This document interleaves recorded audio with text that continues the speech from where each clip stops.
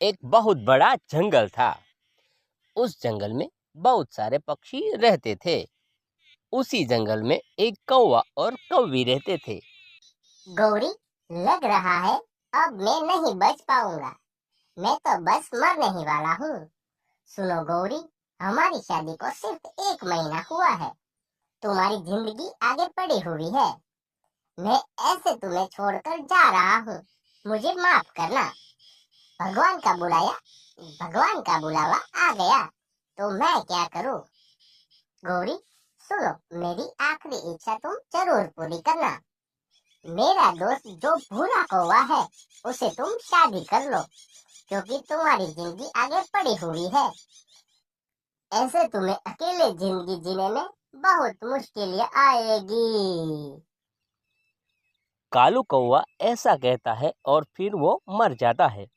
गौरी और पक्षियों के साथ मिलकर उसका अंतिम संस्कार कर देते हैं। ये अंतिम संस्कार चल ही रहा था, तभी गौरी रानो को कालू की आखिरी इच्छा के बारे में बताती है। रानो, सुनो, कालू जी तो चले गए, मगर उन्होंने मुझे एक बहुत बड़ी मुसीबत में डाल दिया है। उन्होंने उनकी आखिरी इच्छा की बात कही थी मुझसे। क्या कहा गौरी तुमने? कालू ने तुमसे आखिरी इच्छा की बात की थी। कहते हैं मरते वक्त कोई आखिरी इच्छा की बात करे तो उसकी आखिरी इच्छा जरूर पूरी करनी चाहिए। बताओ बताओ, कालू ने क्या कहा था? वे मेरा भी अच्छा दोस्त था। तुम दोनों के लिए मैं कुछ भी करूंगी। उसकी आखिरी इच्छा में कोई परेशानी हो तो मुझे बताओ, मैं पूरी करूंगी वह इच्छा। अरे रानो, क्या बताऊं मैं तुम्हें। कालू जी की आखिरी इच्छा ये थी कि मैं उनके दोस्त बूढ़े कौवे से शादी कर लूं। वो कह रहे थे तेरी जिंदगी आगे पड़ी है। 1 महीने की शादी के बाद ही वो चले गए। आगे मैं कैसे रहूंगी अकेले, इसलिए उन्होंने ऐसा कहा। क्या कालू ने ऐसा कहा? सच में कालू बहुत समझदार थे। तुम्हारी खुशियों के लिए उसने ऐसा कहा। तुम कालू की बात मान लो, क्योंकि वो सही है। किसी के जाने के बाद जिंदगी नहीं रुकती, हमें आगे बढ़ जाना चाहिए। नाना रानो, ये तुम क्या कह रही हो?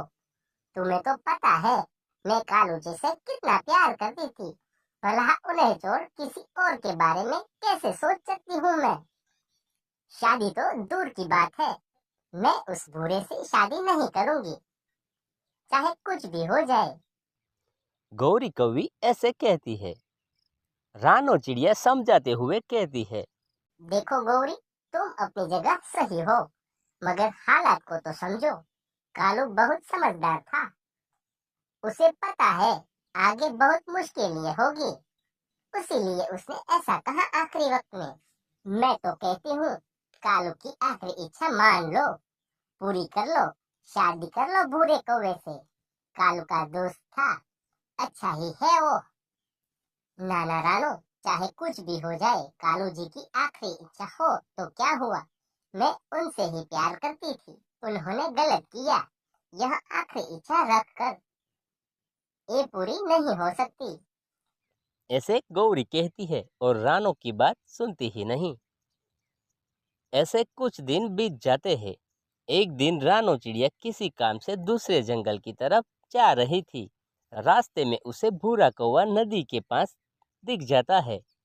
भूरे को देखकर उसे कालू कौवे की आखिरी इच्छा की याद आती है। वो सीधे पहुंच जाती है भूरे कौवे के पास।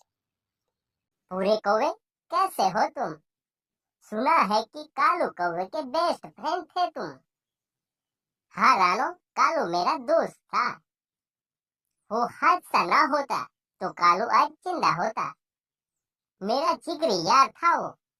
अच्छा, ऐसा तो अपने जिगरी यार की आखिरी इच्छा पूरी करोगे? उसने गौरी को एक आखिरी इच्छा कही है, जिसे गौरी पूरा नहीं कर रही। क्या क्या कहा मेरे दोस्त कालू कौवे ने गौरी को? बताओ बताओ, मैं उसके लिए कुछ भी करूंगा। वो आखिरी इच्छा मैं पूरी करूंगा। बताओ आखिर क्या कहा कालू ने? पूरे कौवे, कालू कौवे ने कहा था कि तुम उसकी पत्नी गौरी से शादी कर लो। यही है उसकी आखिरी इच्छा, क्योंकि कालू तो मर गया। आगे की गौरी की जिंदगी कठिनाई वाली होगी। कालू अपनी पत्नी से बहुत प्यार करता था। गौरी मुसीबत में रहे, ओह वह नहीं चाहता था, इसीलिए उसने ऐसा कहा कि भूरे कौवे से शादी कर लो। लगता है कालू भी तुम्हें जिगरी यार मानता था, इसीलिए तो अपने जाने के बाद गौरी की जिम्मेदारी, अपने प्यार की जिम्मेदारी तुम्हें देना चाहता था। क्या कालू की आखिरी इच्छा ये है? मगर ये कैसे हो सकता है? इसे कैसे पूरा करूं मैं? अपने दोस्त की बीबी से शादी? ना बाबा ना, ऐसा तो मैं सोच भी नहीं सकता।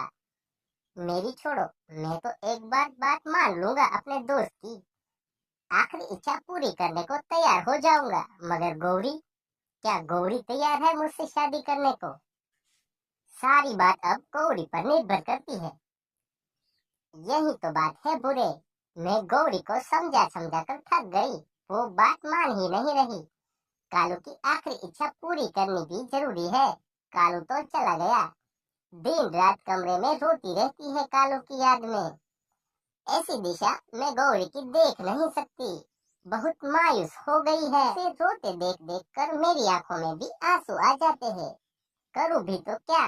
बस एक ही उपाय है, बस कैसे भी करके तुम कर लो गौरी से शादी। कुछ दिनों बाद समय गुजरेगा और सब भूल जाएगी और तुम्हारे साथ खुशी खुशी रहने लगेगी। देखो रानो, सारी बात गौरी पर निर्भर करती है, वो जैसा कहेगी वैसा होगा। अगले दिन जंगल में सुबह हो जाती है। सुबह सुबह रानो गौरी के हालचाल पूछने गौरी के घर जाती है। रानो एक गिलास पानी का साथ लेकर आई थी। इधर गौरी अभी भी रोए जा रही थी कालू जी की याद में। तभी रानो कहती है, सुनो गौरी, बस बहुत हुआ, तुम्हें ऐसी हालत में देख देख कर मैं थक गई हूँ। बस रोए ही जा रही हो जब से कालू की मौत हुई है। बस बहुत हुआ, इस गिलास में पानी है, साथ में जहर मिला हुआ है। ये पानी वाला जहर मैं पीने जा रही हूँ। तुम रुक सकती हो, मुझे बस तुम्हें हाँ कहना होगा शादी के लिए। तुम्हारी शादी भूरे कौवे से होगी, तुम हाँ कहोगी तभी मैं ये पानी नहीं पीऊंगी, वरना पीकर यही मर जाऊंगी। इधर गौरी मुड़ती है, कुछ कहने को सोचती है। रानो तुरंत ही पानी पीने लगती है। पानी पीने के बाद रानो की मौत हो जाती है। ये देखकर गौरी और रोने लगती है और कहती है, अरे रानो, मेरी बात तो सुन लेती, तुमने ये पानी क्यों पिया? पहले ही मैंने अपने पति कालू जी को खोया है, अब इस जंगल में तुम ही तो हो सबसे प्यारी दोस्त। तुमने भी जहर वाला पानी पी लिया, तुम भी नहीं रही, अब मैं क्या करूं? काश मैंने देरी ना की होती, हाँ कह दिया होता भूरे कौवे से शादी करने को। हाँ रानो हाँ, मैं हाँ कह रही हूँ।